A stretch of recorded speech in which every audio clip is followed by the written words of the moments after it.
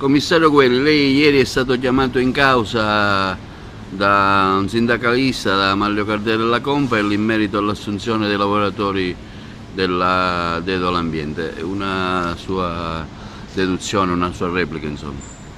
Ho ascoltato ieri l'intervista del sindacato di Manlio Cardella. Mi dispiace, non voglio fare polemica su quello che ha detto, però una cosa la devo dire.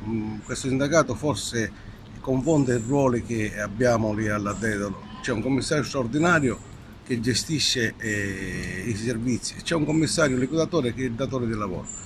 Io come commissario dell'SRR ho sollecitato al commissario liquidatore di procedere alla chiusura di questa vertenza. E la vertenza, da quello che apprendo non ufficialmente, a quanto pare il commissario liquidatore ha licenziato i lavoratori, però questo non significa che i lavoratori non devono essere assunti all'SRR.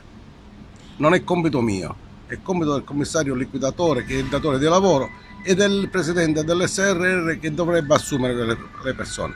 Io solleciterò di nuovo per chiudere questa vertenza, perché comincia a essere una cosa veramente non bella, per cui i ruoli sono quelli che stabilisce la legge. Io sono commissario gestore e sono commissario dell'SRR per spingere a concludere le procedure. Dopo di ciò il ruolo mio finisce. Gli altri che hanno altri ruoli come datori di lavoro devono essere loro ad assumere i lavoratori. A me, prima si chiude questa vicenda, prima è meglio. Per cui dico, io sono contento quando i lavoratori saranno assunti all'SRR, anche perché dico, è giusto che i lavoratori abbiano tranquillità e serenità.